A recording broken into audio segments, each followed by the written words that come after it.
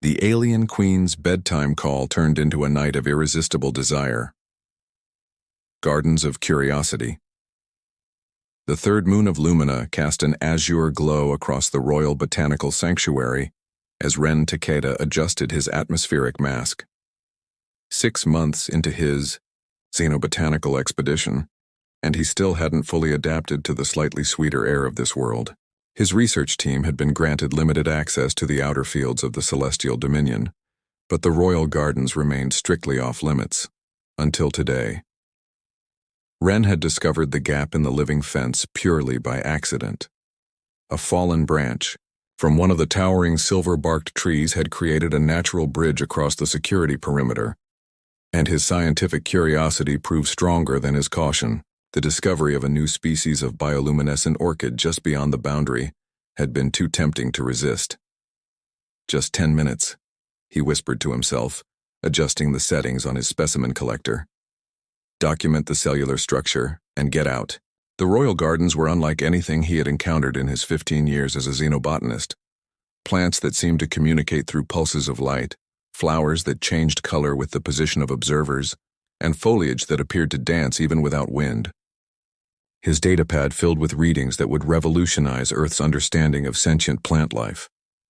Absorbed in his work, Ren failed to notice the subtle shift in the garden's rhythm, the way the plants seemed to straighten and turn towards something, or someone, behind him.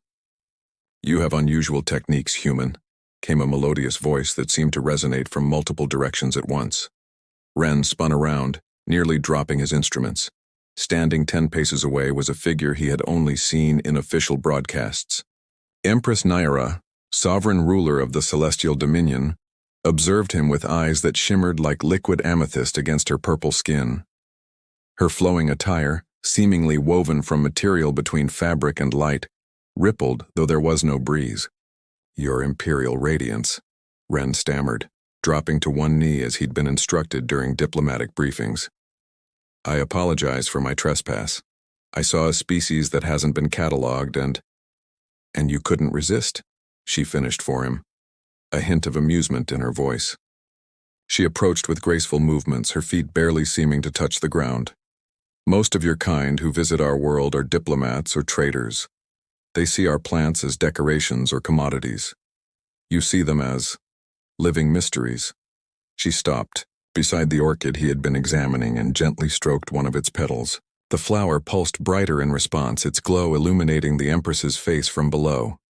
"This is Lumina's heart," she said. "It blooms only once every 7 cycles, and its nectar is said to reveal one's deepest desires."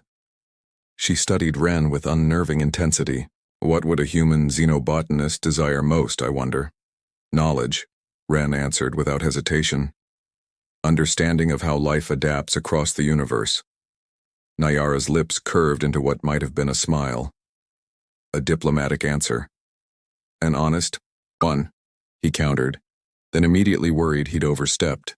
To his surprise, the Empress laughed, a sound like crystal chimes. "Honesty is rare in my presence. Most are too afraid to offer anything but flattery." She gestured toward a path deeper into the gardens. "Would you care to see species no human has documented? I host a gathering tonight where the night-blooming Therasil will open for the first time this season." Ren knew he should decline, return to base, report his unauthorized expedition. Instead, he heard himself say, "I would be honored, Your Radiance." "Naira," she corrected, "when we are among the plants. They care nothing for titles." She turned, expecting him to follow. "Come, botanist Ren. Let us see what other desires might bloom in my garden tonight." As he followed her deeper into the luminescent foliage, Ren couldn't shake the feeling that he had stepped into something far more complex than a simple botanical discovery. The Empress's invitation felt significant in ways he couldn't yet understand, like the beginning of something vast and inevitable as the rotation of planets. Moonlit conversations.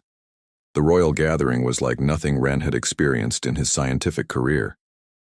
The grand pavilion of the Celestial Dominion floated 3 meters above a vast reflecting pool, its crystalline structure capturing and amplifying the light of Lumina's 3 moons. Alien dignitaries from across the system mingled with the upper, echelons of Nayaran society, their varied anatomies and cultural garments creating a living tapestry of interstellar diplomacy. Ren tugged at the formal attire provided by the palace attendants, a flowing robe of material that seemed to adjust to his body temperature, shifting from deep blue to teal as he moved through different ambient environments. Despite the Empress's personal invitation, he felt conspicuously out of place among beings who negotiated stellar treaties and commanded fleets of ships. "You look like someone studying a particularly troublesome specimen," came Nayara's voice from behind him. Ren turned to find the Empress regarding him with that same curious intensity from the garden.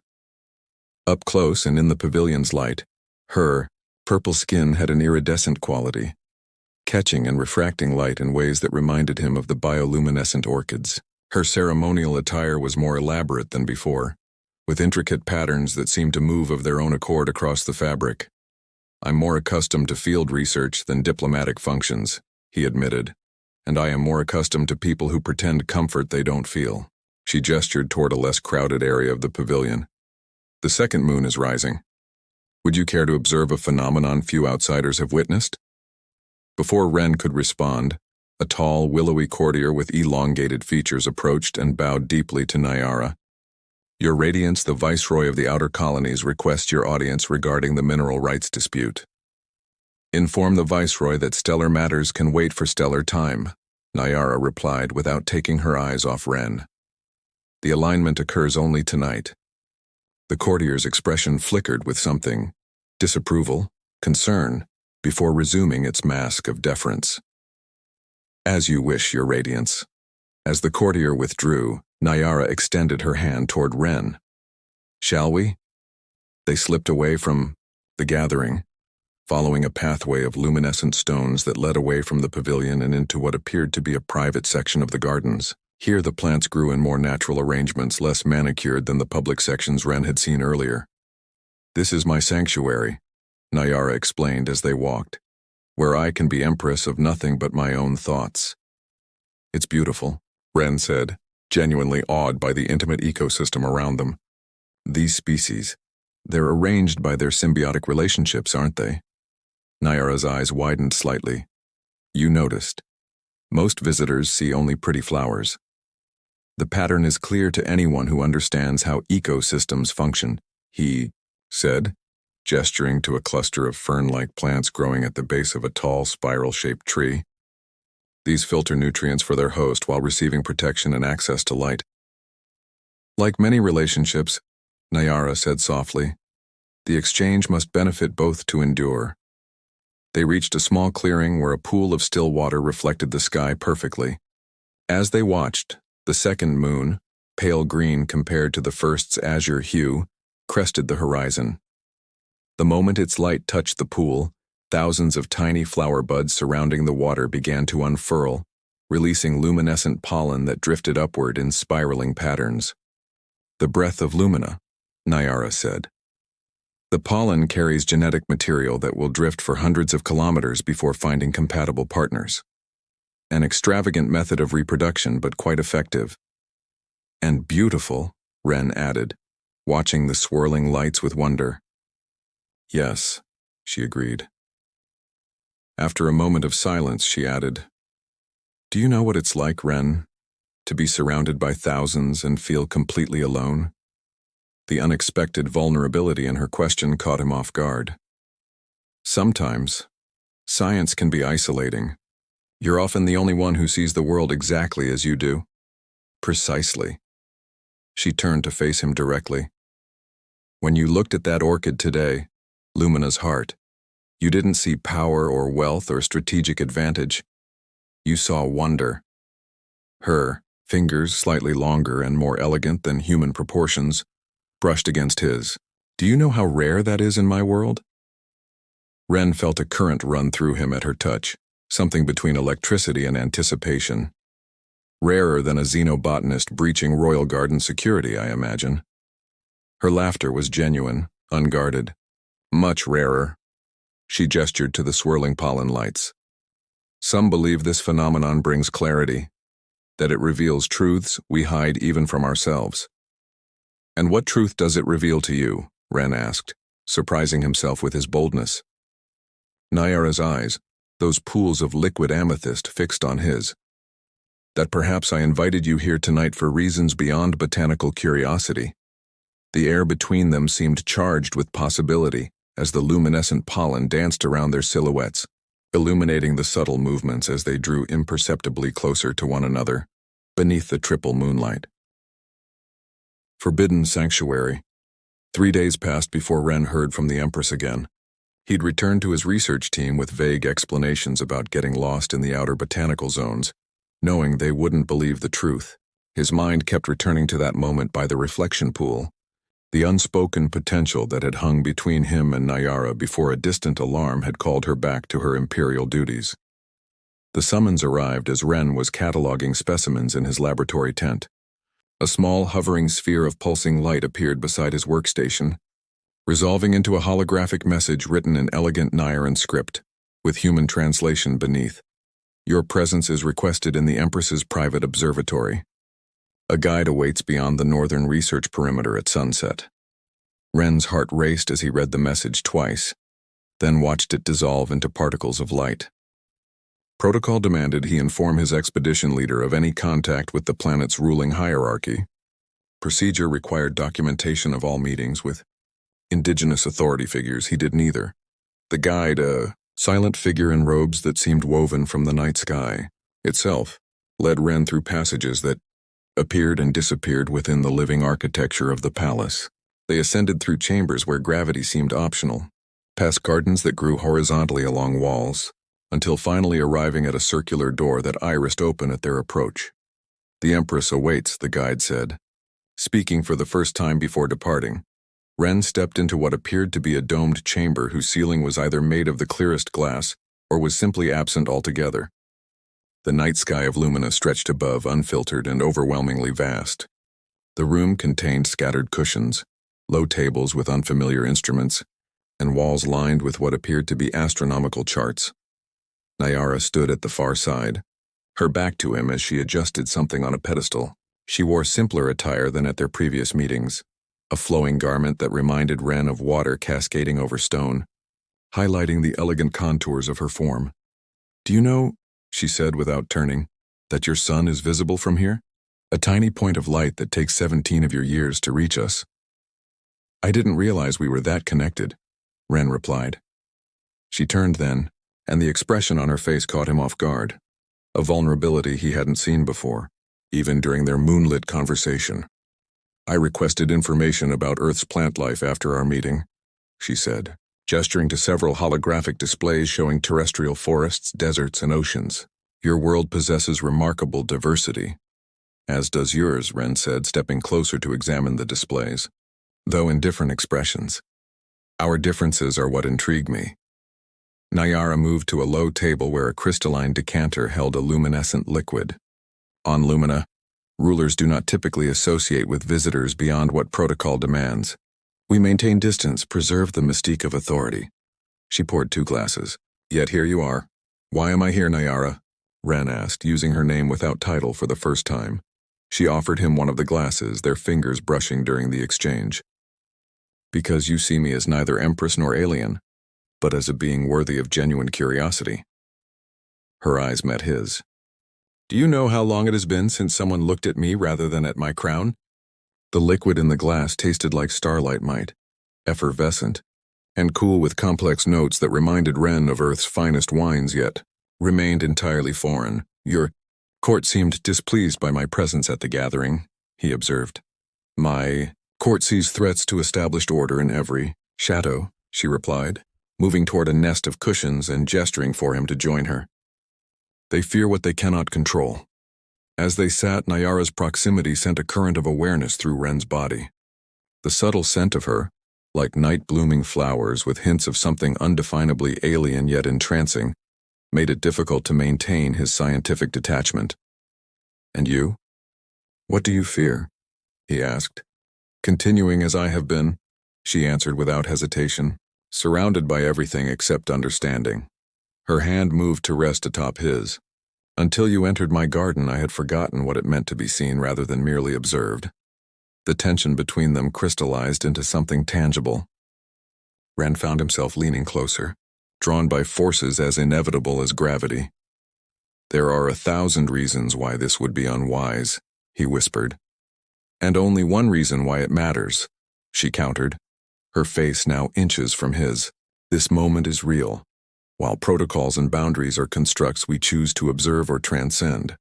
When their lips finally met, Ren felt as though he were tasting the essence of another world.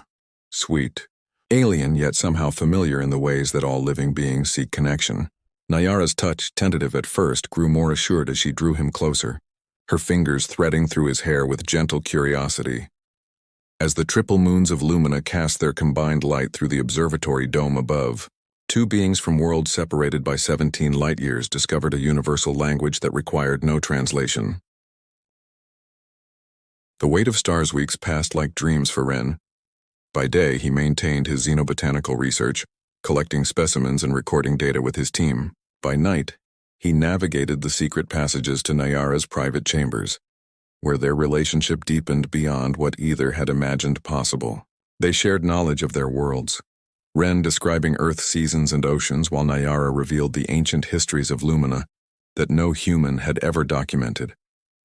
Tonight, however, something was different. When Ren arrived at their usual meeting place, Nayara was standing by the observatory's viewing portal, her posture rigid with tension. The usual warm glow of her purple skin seemed dimmed as though a shadow had fallen across her. "The Council of Elders has requested an audience," she said without turning. "They wish to discuss my distractions." Ren's stomach tightened. "They know about us. They suspect." She finally faced him, her amethyst eyes troubled. "My Sentinel of Intelligence reports increased surveillance of your research team. Questions about your frequent absences from base camp." He moved to her side, taking her hand in his. Her skin was cooler than usual, betraying her anxiety. "What will you tell them?" "What would you have me say?" Nayara asked, an edge of frustration in her voice.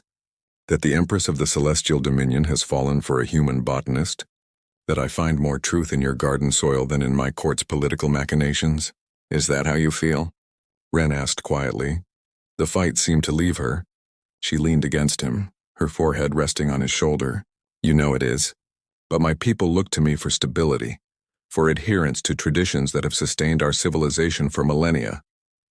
Ren wrapped his arms around her, feeling the subtle differences in her anatomy that somehow made their connection more profound rather than less. Her body fit against his in ways that defied their evolutionary separation, as though the universe had designed them to find each other across impossible distances.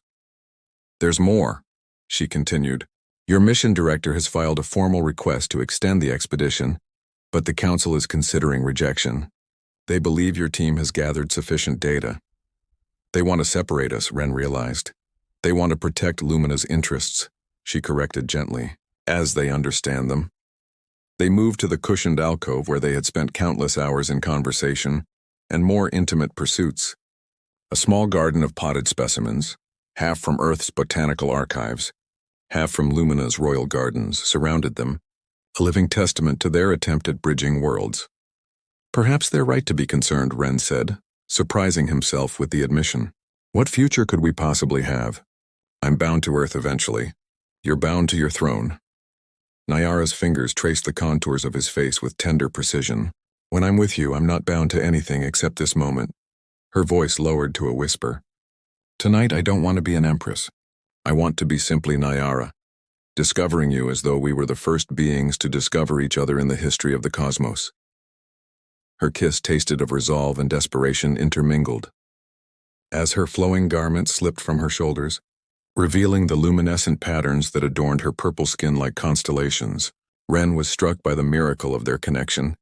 Two beings evolved on worlds that didn't know of each other's existence until a few decades ago, now intertwining in the most ancient dance of life. Their lovemaking had the intensity of farewell, though neither spoke that fear aloud. Nayara's body responded to his touch with bioluminescent pulses that synchronized with her pleasure, turning her skin into a canvas of light and sensation. Ren mapped the geography of her form with scientist's precision and lover's reverence, memorizing every reaction, every soft sound that escaped her lips. "I never knew," she whispered against his neck as they moved together. That connection could transcend biological boundaries this way. Biology is just the beginning, Ren replied, his voice rough with emotion. Everything that matters lies beyond it. As they reached the height of intimacy, the observatory dome above them revealed a celestial event, a meteor shower that painted the night with streaks of brilliant light. It was as though the universe itself celebrated their union, defiant of politics and physics alike. Later, as they lay entwined in the aftermath of passion, Nyara traced patterns on Ren's chest that mirrored the astronomical charts on her walls. There is an old Luminan belief, she said softly, that souls who find each other against impossible odds share a cosmic resonance, a harmony that existed before they ever met. On Earth, some call it destiny, Ren replied. I call it the most important discovery of my life, she said, rising up to look into his eyes, and I will not surrender it without a fight. The determination in her voice gave Ren hope, even as the weight of stars and worlds and politics pressed down upon them both. Cosmic resonance. The summons to the Grand Council chamber came 3 days later. Ren's research team had been notified that their expedition's permit would expire in 1 week, far sooner than their planned departure. His colleagues were bewildered by the sudden change, but Ren understood the unspoken message beneath the diplomatic language. He arrived at the imposing silver doors of the council chamber, with his credentials and formal Earth Alliance uniform, a poor substitute for the confidence he desperately needed. The chamber itself was designed to intimidate. A vast, circular room with 13 elevated platforms where the elder counselors sat like living statues, their elongated features impassive as they regarded the human in their midst. Empress Nyara sat on a 14th platform, higher than the others but seemingly more distant as well. She wore her full ceremonial regalia, her face painted with the traditional symbols of imperial authority that made her almost unrecognizable to Ren. Her expression betrayed nothing as the chief elder addressed him. Researcher Takeda, the ancient Luminon intoned, you stand before the council to address concerns regarding your activities beyond the scope of your scientific mandate. Rene straightened his posture, drawing on years of academic defenses. My research has been conducted with full transparency, Elder. All specimens and data have been properly catalogued and shared with Luminan scientific authorities as required by our agreement. We speak not of your official research. Another elder cut in, but of your unauthorized access to restricted areas and personnel. The accusation hung in the air like a physical presence. Ren glanced at Nyara, but her gaze remained fixed on a point above the assembly, regal and remote. I have the deepest respect for Luminan customs and boundaries, Ren replied carefully. Yet you crossed the most significant boundary of all, the chief elder said. You presumed intimacy with our sovereign, disregarding millennia of tradition that separates the throne from foreign influence. Before Ren could respond, Nyara's voice filled the chamber, not with the warmth he had come to know in private, but with the resonant authority of her station. The human stands accused of actions that required my consent, she said. If there is judgment to be rendered, it should fall upon the one with greater power and responsibility. She rose from her platform, and to Ren's astonishment, it descended to the chamber floor, bringing her to his level before the stunned council. For 12 generations, the rulers of the celestial dominion have maintained isolation from other worlds in the name of preserving our purity of purpose, she addressed the council. I have upheld these traditions faithfully while watching neighboring systems forge alliances, exchange knowledge, and grow stronger through diversity. She moved to stand beside Ren, close but not touching. This xenobotanist has documented 73 plant species previously unknown to science. His team has identified medical applications for our native flora that our own researchers overlooked. And yes, her voice softened momentarily before regaining its strength. He has shown me that connection between different worlds is not merely possible, but essential for our future. Murmurs rippled through the council as Nyara continued. Tomorrow, as you know, the great alignment occurs, when all 3 moons and our 2 suns form the perfect conjunction that happens once a century. Traditionally, the Empress announces major initiatives under this alignment. She turned to face Ren fully now, her royal composure giving way to something more genuine. My initiative is this. I propose an unprecedented ambassadorial exchange program, beginning with researcher Takeda as Earth's first permanent scientific liaison to the Luminan Imperial Academy. The chamber erupted in voices. Some elders rose in protest while others leaned forward with interest.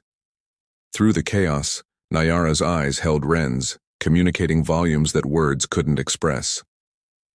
When the chief elder finally restored order, he addressed Nayara directly. Your Radiance, while the Council acknowledges your authority to establish diplomatic initiatives, we must express concern about the personal nature of this appointment. The personal, Nayara replied with quiet certainty, is what gives meaning to the political. Yes, I have formed a bond with this human that transcends diplomatic protocol. It is precisely because of this bond that I understand what is possible when we move beyond our self-imposed isolation. She extended her hand, and after a moment's hesitation, Ren took it, a public declaration that sent another wave of reaction through the council. Tomorrow, she announced, under the Great Alignment, I will formalize this proposal. The Celestial Dominion will begin a new era of interstellar engagement, with the Earth Alliance as our first true partners. Her voice took on the formal cadence of royal decree. This council may advise, but the decision is made. The hours that followed passed in a blur of diplomatic communications, hasty consultations with Earth authorities, and preparations for the ceremonial alignment. It wasn't until late that night that Ren and Nayara found themselves alone again, this time on the highest balcony of the Imperial Palace where they would witness the alignment at dawn. They'll fight you on this, Ren said quietly, as they looked out over the luminescent landscape of her world. Of course they will, she replied, her fingers interlaced with his. Change is never embraced immediately, but they will adapt, as all life does. And us? He asked, voicing the question that had lingered between them. Where do we fit in this new arrangement? Nayara turned to face him, her royal adornment set aside, her purple skin glowing with its natural bioluminescence in the darkness. We are the catalyst, Ren. The living proof that differences can become strengths when embraced rather than feared. She drew him closer. The ambassador's residence adjoins the imperial quarters through a private garden. Officially, for ease of diplomatic consultations. Unofficially. Her lips curved into the smile he had first seen in her garden, what seemed like a lifetime ago. It won't be easy, he warned. There will be opposition on both sides. The most important discoveries never are easy, she reminded him. You taught me that. As the first light of dawn touched the horizon, heralding the approach of the Great Alignment, they sealed their commitment with a kiss that symbolized more than personal devotion. It represented a bridge between worlds that had evolved separately across vast gulfs of space and time, yet somehow produced beings capable of recognizing themselves in each other. Above them, the celestial bodies of Lumina began their century-rare configuration. 3 moons and 2 suns aligning perfectly to bathe the world below in harmonized light. It was under this light that 2 beings from different planets embraced, not just each other, but the infinite possibilities that lay in the spaces between stars. In that moment, both understood that what they had discovered together was neither the end of a journey nor the beginning, but rather a single point in an ongoing cosmic resonance that would continue to shape their lives, and perhaps their worlds, for generations to come.